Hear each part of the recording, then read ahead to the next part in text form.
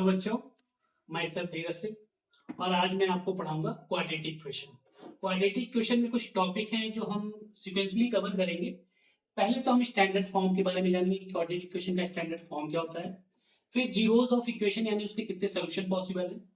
फिर डिस्क्रिमिनेंट के बारे में जानेंगे। उसके बाद हम क्वाड्रेटिक क्वेश्चन का ग्राफ पढ़ेंगे, क्योंकि जब हम डिस्क्रिमिनेंट की स्टडी कर लेंगे तो हमको ग्राफ ड्रॉ करने में काफी इजी होगा। तो सबसे पहले हम बात करते हैं standard form of quadratic question की।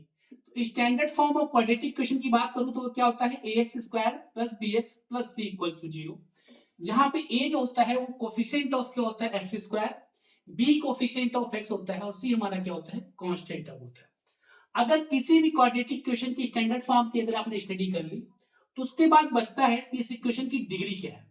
अगर मैं बात करूं किसी भी इक्वेशन की डिग्री की बात करूं तो वो मैक्सिमम पावर ऑफ इक्वेशन होता है। किसी भी इक्वेशन की जो मैक्सिमम पावर होती है वो कहलाती है डिग्री। तो क्वाड्रेटिक इक्वेशन की डिग्री कितनी है, 2। क्लियर है। अब बात करूं मैं, यहां डिग्री 2 हो गई तो इसके नंबर ऑफ सोल्यूशन, किसी भी इक्वेशन के नंबर ऑफ सोल्यूशन जो होते हैं वो less than or equals to 2 होते हैं। यानी क्वाड्रेटिक इक्वेशन की जो मैक्सिमम पॉसिबल सोल्यूशन है 2 है। 0 भी हो सकती है यानी कोई रियल सोल्यूशन नहीं, 1 भी हो सकती है। अच्छा 1 कब होती है इसके बारे में अभी हम स्टडी करेंगे जब हम डिस्क्रिमिनेंट की स्टडी करेंगे।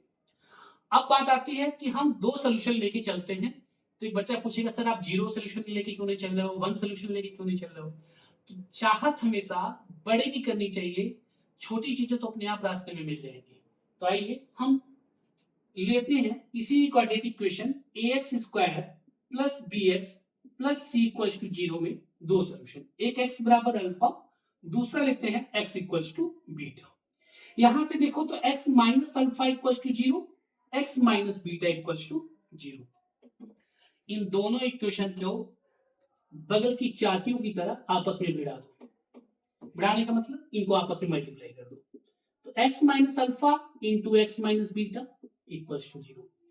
अब जब प्रोडक्ट करोगे तो ये क्या आएगा, x square minus alpha plus beta into x plus alpha beta. ये प्रोडक्ट करने के बाद आपको वैल्यूज मिलेगी। इसको इक्वेशन नंबर 1 मान के यही छोड़ दीजिए। अब हम बात करते हैं कि क्वाड्रेटिक इक्वेशन जो हमने लिखा था उसको लिखते हैं। इस क्वाड्रेटिक इक्वेशन के अगर दोनों साइड हम a से डिवाइड कर दें तो ये b by A x plus C by A हो जाएगा, और 0 में किसी भी चीज से डिवाइड करो तो वो 0 ही हो जाती है। अब इसको इक्वेशन नंबर 2 मान लो। अब इधर भी 0 राइट हैंड साइड, इधर भी 0 है राइट हैंड साइड, इसका मतलब लेफ्ट हैंड साइड आपस में क्या रहे होंगे, इक्वल रहे होंगे। अगर मैं कंपेयर करूं तो ऑन कंपेयरिंग हमको क्या मिलेगा, कंपेयरिंग करने पे मिलेगा कि x का कोफिशिएंट वहां पे माइनस अल्फा प्लस बीटा था और यहाँ x का कोफिशिएंट क्या है, b बाई ए।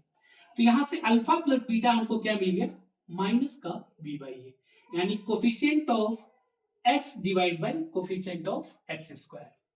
अगर मैं c के कोफिशिएंट को मल्टीप्लाई करता हूं, यहाँ देखिए c बाई है, यहाँ कांस्टेंट टर्म अल्फा बीटा है, तो यानी अल्फा बीटा की वैल्यू हमको क्या मिल गई, c by A.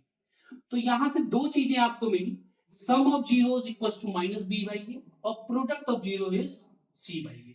c is the constant term and a is the coefficient of x square. तो ये हो गया हमारा जीरोस ऑफ इक्वेशन। इसका मतलब एक बच्चा कहे सर अगर हमको अल्फा एंड बीटा अगर नोन है तो इसका मतलब हम कोई भी क्वाड्रेटिक इक्वेशन या पॉलिनोमियल इक्वेशन बना सकते हैं। हम कहे ऑब्वियस सी बात है, कोई भी नहीं, क्वाड्रेटिक इक्वेशन बना सकते हो, क्योंकि दो रूट से केवल मैक्सिमम क्वाड्रेटिक इक्वेशन ड्रॉ हो सकता है। क्लियर है। ये हमने क्वाड्रेटिक इक्वेशन डेवलप करने का फॉर्मूला पहले ही डिलीट किया था। अब आते हैं कि सर अगर हमको मान लो सपोज कोई क्वाड्रेटिक इक्वेशन दिया है तो उसके हम रूट्स कैसे फाइंड करेंगे। ये तो नोन हो तब हम ड्रॉ कर लेंगे sum of zeros, product of zeros और इक्वेशन बना लेंगे। अगर हमको कोई क्वाड्रेटिक इक्वेशन दिया है और उसके रूट्स फाइंड करने हैं तो किस तरीके से फाइंड करेंगे। तो फाइंड करने के लिए दो मेथड है, एक तो मिडिल स्प्लिटिंग टर्म, दूसरा डिस्क्रिमिनेंट मेथड। अब मिडिल स्प्लिटिंग टर्म करने के लिए हम एक एग्जांपल लेते हैं। एग्जांपल के तौर पे हम लेते हैं x square minus 5x plus 6। अब बेटा ध्यान से देखना, नजर हटी तो दुर्घटना घटी। यहाँ पे जो कांस्टेंट टर्म है इनको दो ऐसे फैक्टर में तोड़ना कि जिनका सम क्या मिल जाए, आपको 5 मिल जाए। तो 6 को जब हम तोड़ेंगे तो 3 इंटू 2 में तोड़े तो देखो 3 और 2 ऐड होकर क्या दे देंगे, 5। इसका मतलब अगर मैं अरेंज करूं तो 5 को माइनस 3x और माइनस 2x लिख सकता हूं, this is plus 6 equal to 0। इनको एक में ले लो, इनको एक में ले लो। यहां से x कॉमन लिया, x माइनस 3 आ गया। बेटा सोचोगे तो गलती करोगे, कभी कभी चुप रहना और सोचना बंद कर देना भी बहुत अच्छा होता है। तो x माइनस 3 यहाँ लिखा है, तो x माइनस 3 यहाँ भी लिख दो। अब इस x में कितने का मल्टीप्लाई कर दूं कि माइनस 2x हो जाए, तो माइनस 2 का। क्लियर है? तो यहां से x माइनस 2 मिला और x माइनस 3 मिला। तो यहां से देखो अगर x माइनस 2 इक्वल टू 0 है अगर, तो x बराबर क्या मिला, if x minus 3 equal to 0 है तो x की वैल्यू क्या मिलेगी, 3। यानी हमको दो रूट्स मिल गए। तो एक बच्चे ने कहा क्या सर हमेशा हम मिडिल स्प्लिटिंग टर्म से क्वाड्रेटिक इक्वेशन के रूट्स निकाल सकते हैं? नहीं, आप तभी निकाल सकते हो जब मिडिल टर्म स्प्लिट होने लायक हो। अगर मिडिल टर्म स्प्लिट नहीं हो पाएगा तो ये इक्वेशन फेल हो जाएगा। तो लोगों ने कहा कि सर तो हम सॉल्व कैसे करेंगे?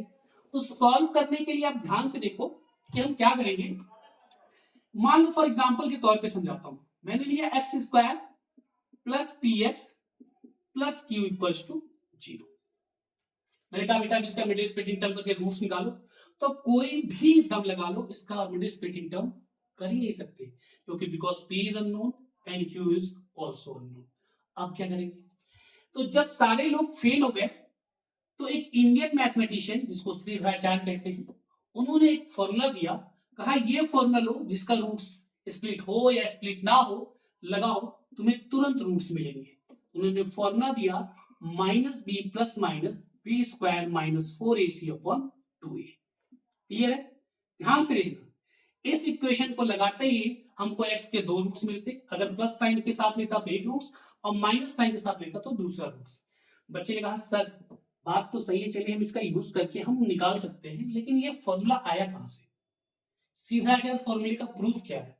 तो अगर इस फॉर्मूले का मैं प्रूफ देखूं तो प्रूफ सपोज क्वाड्रेटिक इक्वेशन लीजिए ax square plus bx plus c equals to 0। यहां से ध्यान से देखिए तो ax स्क्वायर bx c को इधर ले जाइए तो minus c, both side a से डिवाइड कर दीजिए तो b by A x minus c by a. अब इसको परफेक्ट स्क्वायर बनाने के लिए बोथ साइड क्या कर दीजिए, आप b बाई 2a का होल स्क्वायर ऐड कर दीजिए। जैसे ही बी ए बाई 2a का होल स्क्वायर ऐड करेंगे तो इधर देखिएगा ये 4a स्क्वायर होगा और ये तो एलसीएम आएगा 4a स्क्वायर। यहां से 4a से इसमें डिवाइड करोगे तो आपको 4a मिलेगा, c में मल्टीप्लाई होगा माइनस 4ac हो जाएगा और दिस इज ऊपर b स्क्वायर। ये हो जाएगा x plus B by 2a का होल स्क्वायर। क्लियर है यहां तक? अब अगर मैं ध्यान से देखूं इसी क्वांटिटी को लिख रहा हूं तो x plus B by 2a बराबर ये स्क्वायर उधर जाके स्क्वायर रूट लग जाएगा तो उधर क्वांटिटी आ जाएगी b square minus 4ac upon में 2a। x बराबर क्या हो जाएगा minus b by 2a plus minus under root b square minus 4ac upon 2a। इनको कंबाइन लिखो क्योंकि इनका डिनोमिनेटर सेम है, तो minus b plus minus under root b square minus 4ac upon में 2। ये प्रूफ हुआ क्वाड्रेटिक इक्वेशन का। ध्यान से देखना बात को। क्वाड्रेटिक इक्वेशन की इस प्रूफ में एक सबसे बड़ी बात थी, ये प्रूफ ये सॉल्यूशन तभी रियल होता जब ये रूट की वैल्यू, ध्यान से सुनना, फॉर रियल सॉल्यूशन के लिए बी स्क्वायर माइनस 4ac जो रूट के अंदर दिया है ये वैल्यू क्या होनी चाहिए, पॉजिटिव या जीरो होनी चाहिए। तभी रूट्स के अंदर अगर नेगेटिव आ गया तो क्या दे देगा, इमेजिनरी दे देगा, कोई भी रियल सॉल्यूशन नहीं देगा। यानी बी स्क्वायर माइनस 4ac अगर लेस देन 0 हुआ तो ये नेगेटिव आने की वजह से रूट के अंदर कोई भी रियल सॉल्यूशन नहीं मिलेगा। यही वजह होती है कि b square minus 4ac less than 0 पे कहते हैं नो रियल रूट्स। क्लियर है? अगर b square minus 4ac greater than 0 हुआ तो उस समय क्या होता है, तब ये यानी कोई पॉजिटिव वैल्यू है, पॉजिटिव वैल्यू है तो यानी इसके दो रूट्स मिलेंगे, टू रियल रूट्स। लेकिन अगर suppose B square minus 4ac की वैल्यू 0 के बराबर हो जाए, यानी ये पूरा 0 हो गया तो क्वांटिटी 0 होगी, यानी क्या केवल बचेगा माइनस बी बाई 2a। यही वो कंडीशन थी बेटा जब मैंने कहा था किसी क्वाड्रेटिक इक्वेशन का केवल एक सॉल्यूशन मिलेगा। क्यों एक सॉल्यूशन, दो तो मिले, दोनों आपस में इक्वल हैं तो उनको हमने कह दिया एक सॉल्यूशन। क्लियर हो गई बात? अच्छा, अब इस क्वाड्रेटिक इक्वेशन के पूरे एक्सप्लेनेशन के बाद हमको पढ़ना है ग्राफ ऑफ क्वाड्रेटिक इक्वेशन कैसे बनेगा। अगर मैं ग्राफ ऑफ क्वाड्रेटिक इक्वेशन की बात करता हूं तो ध्यान से समझना, ग्राफ ऑफ क्वाड्रेटिक इक्वेशन में सबसे पहले standard form of quadratic equation लिखूंगा, ax square bx plus c equals to 0। अगर आप देखिए तो इसकी डिग्री कितनी है, 2। डिग्री 2 का मतलब है इसका ग्राफ जो बनेगा वो पैराबोला बनेगा। बात समझना। अब बार बार जब मैंने स्टार्टिंग किया था तो मैंने कहा था a is the coefficient of x square and b is the coefficient of x and c is constant. Graph को ड्रॉ करने के लिए a b और c की वैल्यू को जानना बहुत इंपॉर्टेंट है। अगर ये नहीं पता होगा तो ग्राफ कभी डिसाइड नहीं कर पाओगे। समझ में आया? ध्यान से देखना। अगर मैं कहूं कि सर a हमारा ग्रेटर देन 0 है और b स्क्वायर माइनस 4ac जो कि हम डिस्क्रिमिनेंट लिए थे वो हमारा ग्रेटर देन 0 है, तो इसका ग्राफ कैसा बनेगा? बी स्क्वायर माइनस 4ac, इसके मतलब इसके कितने सोल्यूशन होंगे? 2 रियल सोल्यूशन होंगे। तो अगर x में है तो x एक्सिस को 2 जगह कट करेगा। a ग्रेटर देन 0 का मतलब है कि पैराबोला की कॉनकेविटी क्या होगी? अपवर्ड होगी। क्या ये केवल इधर ड्रॉ हो सकता है? नहीं जी, आप इसको इधर भी ड्रॉ कर सकते हो। 2 रियल सोल्यूशन और कॉनकेविटी अपवर्ड। एक बच्चा कहा सर अगर a लेस देन 0 हो जाए और कंडीशन यही रहे कि b square minus 4ac greater than 0, तो इसका मतलब तो 2 सोल्यूशन होगा, नहीं x एक्सिस को 2 जगह कट करेगा। लेस देन 0 होते ही मतलब कॉनकेविटी क्या हो जाएगी? इसकी डाउनवर्ड हो जाएगी।